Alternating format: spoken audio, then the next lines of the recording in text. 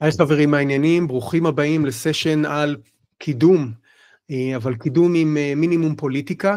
אחד הדברים שעולה בהרבה מאוד שיחות עם חבר'ה צעירים שהם מאוד נמנעים מפוליטיקה ארגונית, הם תופסים פוליטיקה ארגונית כליקוק של הישבן של הבוס, וממש ממש נתקלים בקושי. וזה חשוב מאוד כן לדבר על הנושא הזה, כי יש פוליטיקה ארגונית בכל מקום, בכל מסגרת שיש יותר מ2-3 אנשים, ואנחנו רוצים להתקדם, אנחנו רוצים ללמוד, אנחנו רוצים להתפתח, אז בואו נראה איך אנחנו עושים את זה בצורה נכונה ובריאה. שמי אבנר, ואני מעל 15 שנה בתחום ה-Customer Experience, צמחתי מלמטה, עברתי את כל השלבים עד הניהול בדרגים הכי גבוהים, תואר שני בייעוץ ופיתוח ארגוני, ליווי מנהלים, קואוצ'ינג ועוד. מי שרוצה להתחבר, לראות את הקורות חיים, כנסו ללינקדאין בשמחה. אז על מה נדבר היום? היום נדבר בעצם על המציאות מאחורי פיתוח הקריירה שלנו והנתיב של הקריירה.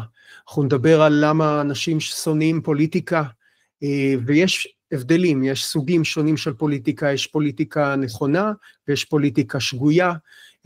אנחנו יכולים לבנות לעצמנו תמצית או תוכנית פיתוח של הקריירה, ומה אנחנו יכולים לעשות אם אנחנו לא מקודמים. איך אנחנו יכולים להגיע לצוות ולנהל צוות כשלא ניהלנו קודם, איזה כלים ויכולות אנחנו צריכים ללמוד כדי להיות מוכנים ליום הזה שכן נקודם, וככה קצת בעולמות היותר CSMיות ו-Customer Experience, מאוד חשוב כאילו איזה דברים אני צריך ללמוד כ-CSM, כדי שאני אוכל להתקדם לדרגים הניהוליים. ולסיום, קצת תוכנית ל-90 יום, איך אנחנו יכולים להתחיל, מאיפה אני מתחיל, אני רוצה להתקדם ואני לא יודע איך, אני כבר 3 שנים בתפקיד ואני מרגיש מיציתי, מה עושים עכשיו? כשאנחנו מדברים על נתיב הקריירה שלנו, המציאות היא בעצם שונה ממה שאנשים חושבים. הרבה חבר'ה צעירים שאני מדבר איתם בטוחים שהקידום שלהם תלוי פוליטיקה. כשאני מדבר על פוליטיקה זה לרצות את הבוס, ללקק לו מה שנקרא, וכל הזמן לחשוב איך אני מצטייר בצורה טובה. אם יש לי עמיתים או אפילו יריבים בארגון, אני כל הזמן מנסה להוריד אותם וללכלך עליהם ולנסות להעצים את עצמי, ורוב האנשים או הרבה אנשים שאני מדבר איתם הם לא כאלה, וקשה להם עם זה. הרבה אנשים שבאים מעולמות השירות, באופן טבעי רואים את האי-נוחות של הבן אדם השני לפני האי-נוחות שלהם, ולכן הוויתור הזה מייצר התנהגות מסוימת, שהיא הפוכה בעצם לפוליטיקה, פוליטיקה שהיא כאילו אגואיסטית, איך אני מצייר את עצמי בצורה יותר טובה, ומקדם את עצמי על חשבון אחרים, אם אני עכשיו חלק מצוות, וזה קשה. אז אחד הדברים שצריך לשים לב אליהם, ואני אומר את זה כל הזמן אצלי בחברה, שהקידום ובכלל התפתחות צריכה להיות מבוססת על אימפקט, ועל המוניטין של הבן אדם לאורך זמן. זאת אומרת, אם אני מבין על מה הביזנס, אני מבין מה הלקוחות צריכים, אני יכול לנהל שיחות טובות עם המנהלי מוצר, עם המנהלים השונים, אנשים מתחילים לשים לב על היכולות שלי, על העזרה שאני נותן, התרומה שאני נותן ללקוחות ולביזנס, ולכן גם בלי טייטל אני יכול להתקדם. בלי טייטל אני יכול לתרום המון ולהיות מאוד מוערך, להיכנס לישיבות החשובות, ומשם הכל מתחיל. בסשן הזה אני רוצה לדבר הרבה על פוליטיקה חיובית, אבל בעצם למה אנשים כל כך נמנעים מפוליטיקה? כי באמת יש לזה פן שלילי, או קונוטציה שלילית, והרבה אנשים חוששים מפוליטיקה, כי באמת הם מרגישים שזה מזויף, שזה נוגד את הערכים שלהם, וזה פוגע באמון, שזה לא מחזיק מים, ובסופו של יום, כשאנחנו רוצים להתקדם, כולנו רוצים הערכה ולהרגיש חלק, לכן תמיד אני אומר, תנסו להתמקד בעצמכם, להימנע מרפש על אחרים, לקחו לי, שתו לי, זה תמיד יפגע בכם יותר מהכל, ובסוף כשאנחנו מסתכלים על זה, זה ממש ההבדל בין לפעול מתוך פחד, לבין לפעול מתוך אהבה. כשאנחנו פועלים מתוך פחד, אנחנו חוששים לאבד את מקום העבודה, את מקור הפרנסה, אנחנו הולכים לאקסטרים, אנחנו מזהים שמישהו אולי יקודם לפניי, זה מפחיד אותי, ואני מתחיל לדבר עליו לא יפה, אני מתחיל לפעול בפוליטיקה מלוכלכת. כשאני עובד מתוך אהבה, עזרה לזולת, עוזר ללקוחות, יש לי שליחות, אני רואה את הייעוד שלי, דברים נכונים יקרו לי. אם לא פה, במקום הבא. אם לא עכשיו, אז בזמן הנכון שזה מתאים, זה יקרה. ועברתי את השלבים האלה, וגם קודמתי מהר מדי בסיטואציות מסוימות, וזה פגע בי לאורך זמן. אז היום אני יכול להגיד ממרום גילי, שהכל צריך לקרות בזמן הנכון והמתאים לו. אז בואו נצלול רגע על איך לא. אז קודם כל תנסו להימנע מעודף חיפוש תשומת הלב של הבוס, זה בסדר לשתף מה קורה בצוות, ולשתף בוואן און וואן, ולפעמים בסלק על פרויקטים ודברים ספציפיים מאוד חשובים. זה בסדר להתקן אם משהו משתנה, או לקוח גדול קרה משהו, אבל זה לא טוב, וזה לא מתאים, וזה לא יעזור לכם אם אתם תנצלו את הזמן הזה, או אפילו תזמו עוד פגישות עם הבוס, כדי ללכלך על אחרים. הדבר הזה מאוד פוגע בכם. כשאתם מחפשים לקחת קרדיט על דברים שהם לא לגמרי שלכם, הבוס רואה את זה ויודע את זה. כשאתם כל הזמן רק מחפשים את הטייטלים, ובאמצעות לדבר על ההוא שעשה ככה, והוא לא יודע לעבוד, ואני עשיתי ככה, הבוס בסופו של יום, המנהל, רוצה שקט, הוא רוצה להתרכז בדברים שלו, אם הוא צריך להשקיע זמן עכשיו להיות מגשר בין עובדים שלא מסתדרים, זה פוגע בזמן שלו, ולכן זה פוגע בכם. וזה חשוב לשים לב לזה, כי הרבה פעמים אנשים צעירים מפספסים את זה, והם חושבים שאם הם יצליחו לצייר את עצמם באור חיובי מאוד לעומת האחרים, זה יקדם אותם, וזה בדיוק מייצר תופעה הפוכה. אז מה כן? בגדול, ערך לאחרים, לפעול מתוך אהבה, עזרה לזולת, לחפש איך אני יכול לתרום. ואז כשאני עוזר לאחרים, למשל, אני איש תמיכה, לוקח על עצמי לדאוג שהטמפלטים שאנחנו משתמשים מול לקוחות, הם מעודכנים. לאט לאט עם הזמן, הבוס נותן לי גם כמה מאמרים לעדכן, ואני לוקח על עצמי לעדכן עוד כמה מאמרים, ובאופן פרואקטיבי אני עובד מול הבוס, ואני מעדכן אותו על התקדמות הפרויקט. הדבר הזה, כשיש לי עובד מהסוג הזה, אני מתחיל לסמוך עליו, נותן לו עוד אחריות, והדברים מתחילים להתגלגל. בן אדם כזה עוזר לי בעבודה, הוא נהיה go-to person בהרבה מאוד דברים, ואי אפשר לדעת, גם אם לא קיבלתי עכשיו להיות ראש צוות, יכול להיות שעוד חודשיים, עוד חצי שנה, נצטרך מישהו שיהיה ינהל את האופרציה מבחינה טכנית, CS Operations, אי אפשר לדעת לאן הדברים מתפתחים. והרבה פעמים בשיחות one on one, כשאני יושב עם הבוס, או אם אני הבוס ויושב עם העובד, מאוד נחמד לראות מהעובדים שמזהים תקלות, מזהים בעיות, מביאים גם פתרונות או הצעות לפתרונות, גם אם זה עבודה צוותית, קרוס צוותים, בין צוותים, הדבר הזה מאוד מאוד משפיע, ושוב פעם תשימו לב, לא קשור לטייטל בכלל, זה פשוט איך לפעול נכון, להבין את הביזנס, להבין מה הלקוחות צריכים, ולעבוד בצורה נעימה, לחייך, להגיד כן כשצריך, לשאול שאלות כשצריך, להיות סקרן, הדבר הזה מחולל סביבו, קידום והתפתחות טבעית. אמרתי התפתחות טבעית, אז איך אנחנו עושים את זה? בגדול, התפתחות היא בנויה ממומחיות, פלוס סקרנות, פלוס יוזמה, פלוס אמונה עצמית, פנימית, שאני מסוגל. אם אחד מהמרכיבים האלה לא נמצא, יהיה לי יותר קשה.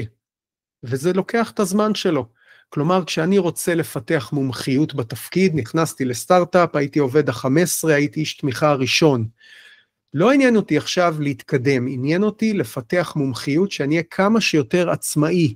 אני זוכר את עצמי שואל המון שאלות, סקרן, גם אחרי שנה לומד דברים חדשים, מביא עוד ועוד ערך ללקוחות, ולבוס שלי אני מקל עליו, כי אני עצמאי הרבה יותר, ומנהל מאות לקוחות במקביל, ופותר להם את הבעיות כמה שיותר מהר.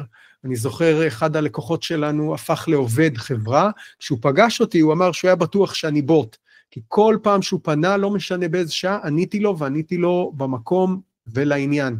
וזה משהו שהוא מומחיות, זאת אומרת חיפשתי להיות מומחה בדבר הזה וראיתי שאני טוב בזה.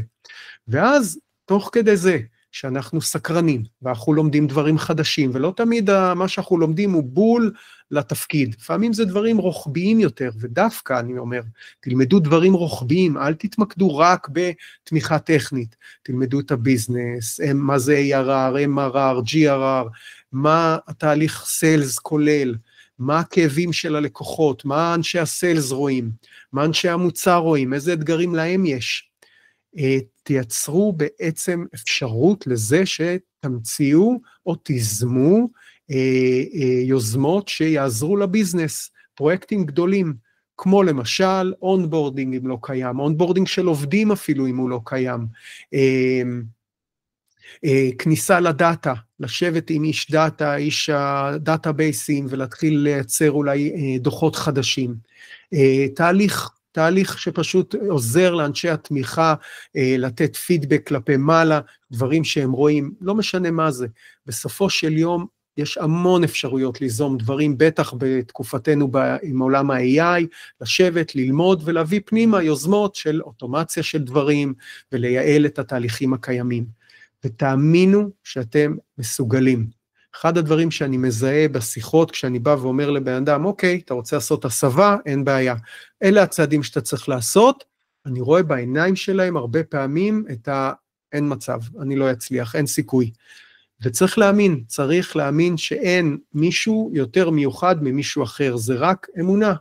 אמונה שאני מסוגל, התמדה, לא להתייאש, שאומרים לכם לא, לנסות שוב ושוב עד שמצליחים. לפני איזה חודש וחצי דיברתי עם בחור שאמר לי, תשמע, אין לי אפשרות להתקדם בארגון הנוכחי. עשינו שיחה, דיברנו, הוא ניהל כמה שיחות פנימיות בארגון, ובסופו של יום הצליח לייצר סיטואציה שבה הוא פותח את עולם ה-CSM בארגון שלו. אז בעצם יש לנו מצבים שבהם אנחנו לא יכולים להיות מקודמים, הסיטואציה היא לא נכונה, הארגון לא בשל לזה, המון סיבות. מה אנחנו יכולים לעשות? בסופו של יום אנחנו יכולים לקחת על עצמנו יותר אחריות, לא קשור לטייטל. אני זוכר בפירוש בן אדם שלא קודם כשרצה להיות מקודם, תחתיי, זה לא התאים, הוא לא התאים, הסיטואציה לא התאימה וזה שבר אותו. מאותו רגע היה מאוד קשה לייצר אינגייג'מנט. בסופו של יום הוא לאט לאט צלל, ובסוף היינו צריכים לפטר אותו. חבל, כי אחר כך, אחרי חצי שנה, אחרי שנה, הארגון אסף כסף, פתאום היו אפשרויות והזדמנויות חדשות, ופתאום הכל נפתח. ואם הוא היה נשאר עוד חצי שנה ולומד ומתפתח, הוא היה במקום אחר לגמרי. אז אחד הדברים, קחו אחריות, תנסו להוביל פרויקטים, תנסו לעזור לאנשים חדשים שמגיעים, אתם כבר חצי שנה בארגון, אחלה, קחו על עצמכם ללמד את הדור הבא בצורה טובה, שהם ילמדו שאתם אנשים שאפשר לפנות אליהם בכל שאלה. ואז כבר השם שלכם מתחיל, מה שנקרא reputation, המוניטין מתחיל ללכת לפניכם, כי האנשים החדשים, הבוסים מדברים איתם, מה שלומכם, איך אתם, ומספרים על זה שאבנר עזר להם וכו' וכו'. אז הדבר הזה מאוד מאוד חשוב, גם אם אתם חושבים שאי אפשר להתקדם ויש צוות שטוח, תעזרו לאנשים האחרים, תנסו ללמוד כלים וטכניקות ומידע על איך להיות מנהל, כמו הסשן הזה וסשנים אחרים, לכו ליוטיוב, לכו ל-ChatGPT, לכו לכל דבר, יודמי, ותלמדו מה זה להיות ראש צוות.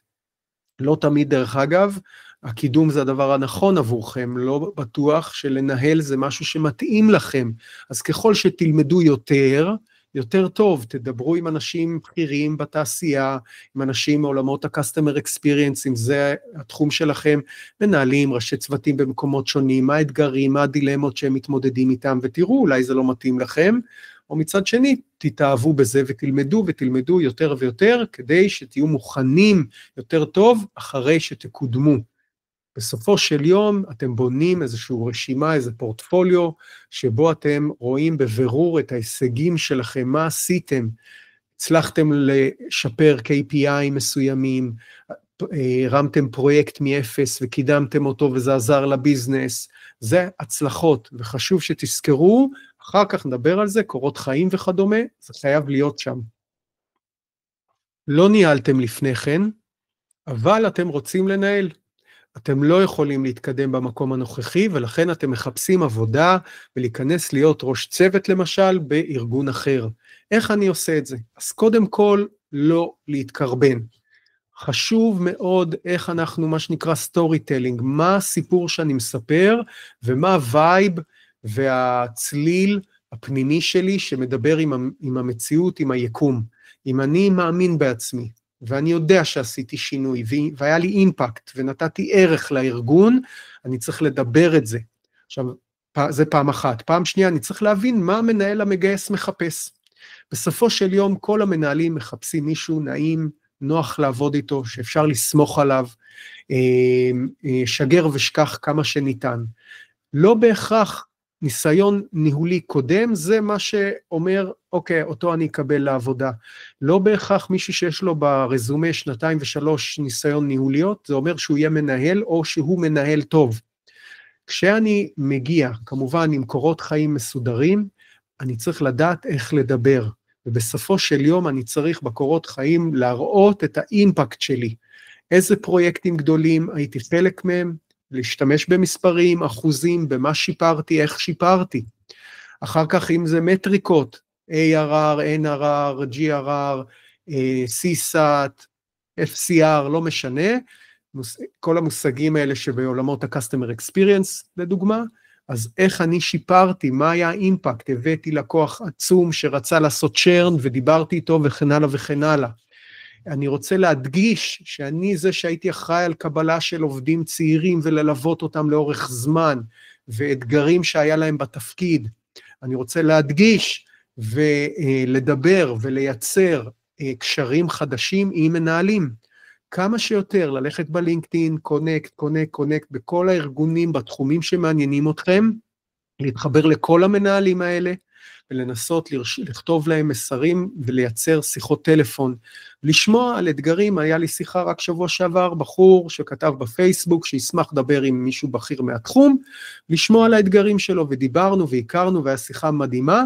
וואלה, זה בן אדם שאם אני מחר מגייס מישהו שמתאים לפרופיל שלו, אני חושב עליו דבר ראשון, אז זה מאוד מאוד עוזר, זה חוסך לי גם זמן וכסף, אני לא צריך לפרסם בלינקדאין, אני ישר פונה אליו אם הוא מחפש עבודה, וסגרתי את הפינה. אז תייצרו קשרים, זה הכי חשוב. בואו נדבר תכלס, מה צריך ללמוד? החלטתי שאני רוצה להתקדם ולהיות מנהל, מניסיוני, גם כשהגעתם להיות טים לידר, או דירקטור, או VP, אף ארגון לא באמת מסמיך אתכם לזה. אף ארגון לא דואג ללימודים מסודרים לפני כניסה לתפקיד, וגם אחרי כניסה לתפקיד. ולכן זה עליכם. כדי להצליח בתפקיד, אתם צריכים ללמוד. זה שהייתם איש תמיכה, או CSM, או כל תפקיד אחר, individual contributor מעולה, לא אומר שאתם תהיו ראש צוות מצוין. ואם הייתם ראש צוות מצוין, זה לא אומר שאתם תהיו דירקטור שמנהל ראשי צוותים אחרים מצוין. אתם צריכים ללמוד את זה ולהתקדם ולהתמקצע בזה. אז אם אני צריך ככה לפרוס את זה בכמה נקודות, דבר ראשון, איך אני מייצר יעדים ומטרות ברורות, ואיך אני משיג אותם. איך אני עובד עם כלי נכון, כמו אסנה או מנדיי, איך אני מנהל פגישות ב-one on one ופגישות צוות, ומדבר על היעדים האלה, איך אני רותם את האנשים ליעדים האלה, משתף אותם מראש, בונה את היעדים, משתף אותם ביעדים, ואז מתחיל למדוד את היעדים. אני רוצה לדעת, לתת פידבק, ללמוד על לתת פידבק. אחד הדברים שעשיתי עם כניסה לתפקיד, הבאתי את כל המנהלים לפגישת פייס טו פייס, נפגשנו אוף סייט, ואחד הסשנים, או עשינו כמה סשנים, על מתן פידבק. אחד הדברים הכי חשובים, כי אם אני לא יודע לדבר עם העובדים שלי, לתת להם פידבק, אני אאבד את האמון שלהם, והם יעזבו, הם יסבלו. אחד הדברים הכי חשובים לעובד זה המנהל שלו, והיחסים עם המנהל, אז בטח לתת פידבק, ובטח לעשות קואוצ'ינג. המיינדסט הזה של איך אני מפתח את העובד שלי, לא רואה בו רק מספר, או איך הוא מייצר לעצמי, מייצר או סוגר לי פינות, או עושה עוד ועוד משימות.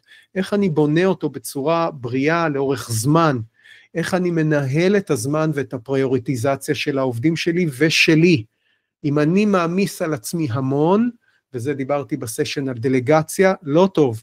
איך אני עושה דלגציה, הצלת סמכות, איך אני מנהל את הזמן שלי, זה מאוד מאוד חשוב.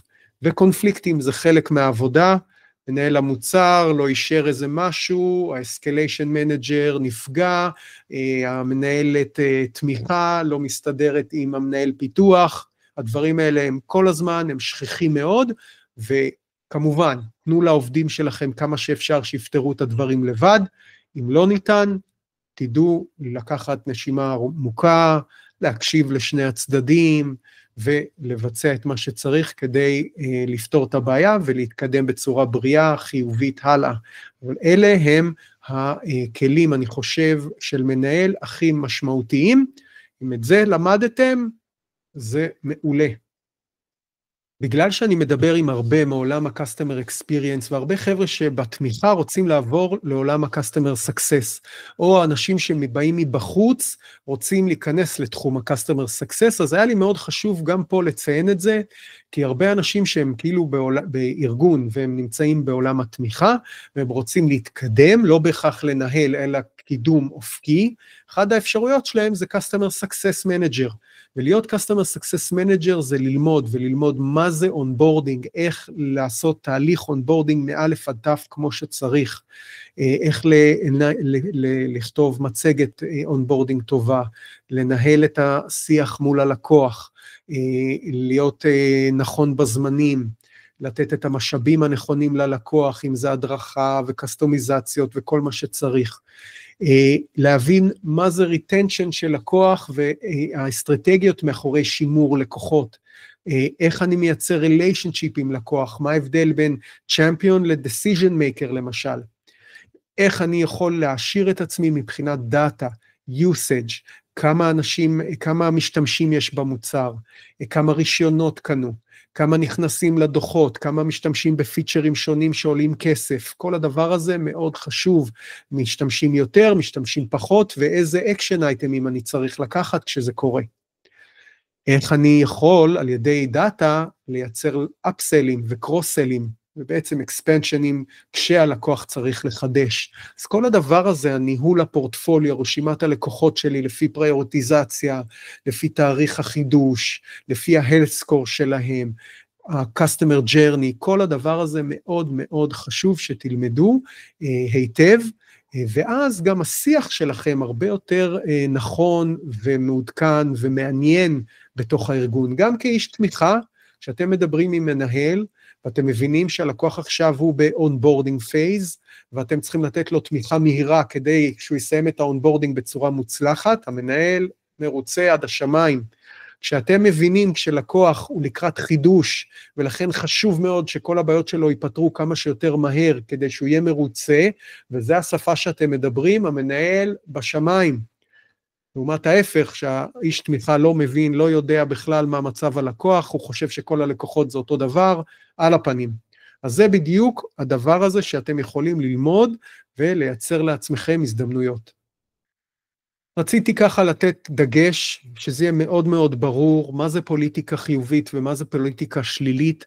כמובן שפוליטיקה שלילית אומרת שאנחנו מדברים לא יפה לאחרים, ראיתי את זה, מרימים קול, גוערים באנשים ממש, מדברים על חשבון האחרים, מלכלכים על אחרים, מחביאים טעויות, לא מודים בטעויות, ראיתי את זה גם, אנשים כמו שאמרתי, רודפים אחרי הטייטל בכל מחיר, כל שיחה, מה עם הטייטל, מה קורה, קידום וכולי, והם ריאקטיביים, שזה אחד הדברים שמאוד שכיח אצל אנשים מסוימים, שהם ראש קטן. עכשיו, עם ראש קטן לא נגיע רחוק, אבל זה גם בעצם אסטרטגיה פוליטית של הימנעות. אני מנסה להימנע מקונפליקטים, ולכן אני נמנע מאחריות, אני נמנע מלעשות דברים, ותתפלאו שגם האנשים האלה בסופו של יום רוצים הערכה, כבוד, להרגיש חלק וגם להתקדם, ואז הם מאוד מופתעים כשזה לא קורה. לעומת זאת, הצורה הבריאה, האלטרנטיבה הבריאה של זה, זה כשאני עוזר לאחרים כמה שיותר, אני מנסה לקחת אחריות ולהוביל פרויקטים, להוביל דברים, אני מנסה ללמוד ולפתח מומחיות, אני סקרן, ואני באופן פרו-אקטיבי מנסה ליזום פרויקטים, וככה אני מגלגל דברים, למשל ראיתי שבארגון קטן, היינו בסטארט-אפ, שאנשים חדשים שמגיעים לא מכירים טוב את המוצר, ואז השיח וקבלת ההחלטות שלהם לא נכונה, בניתי אונבורדינג לעובדים, למרות שאני בכלל מתחום ה-Customer Experience, ה-HR הייתה עסוקה בלגייס, ברעיונות, פנינו אליה, אמרתי לה, היה לי מישהו שככה גייסתי בדיוק בתחום ההדרכה, פניתי אליה וזה לא עניין אותה באותו שלב, אז פנינו למנהלים, ראשי צוותים ב-QA, ב-R&D, מה אתם צריכים, ובנינו תהליך מאוד מאוד מסודר של פיתוח העובד, מהדברים הכי בסיסיים הארגוניים, לדברים שהוא צריך ברמת התפקיד וכו' וכו', וזה עבד מדהים, ואז ה-HR לקח את זה ופיתח את זה הלאה. אז זה משהו שאני יזמתי, אני מרגיש כבוד שעשיתי את זה, תרמתי המון לארגון בצורה הזאת, וזה לא היה בכלל בתחום שלי, פשוט זה עניין אותי, אז זה משהו שחשוב לזכור, לעשות דברים מתוך הסקרנות הטבעית שלנו, וממקום חיובי, וזה רק יעשה לכם טוב. מאיפה מתחילים? מאוד פשוט. דבר ראשון, תנסו לקחת נושא, להיות בו מומחה. למשל, בארגון הקודם, היה לנו און-פרם לעומת קלאוד. און-פרם, הכל מותקן מקומית, אז זה היה סזיפי, זה היה מורכב, אף אחד לא רצה לגעת בזה, אלה שנגעו ופיתחו מומחיות נשארו יותר זמן מכל האחרים שלאורך הזמן פוטרו, זזו, לא יודע מה. בגלל המומחיות האדירה שלהם, הארגון נהיה תלוי בהם, ולכן הם התקדמו והשפיעו המון על התחום הזה. אז זה רק דוגמה אחת.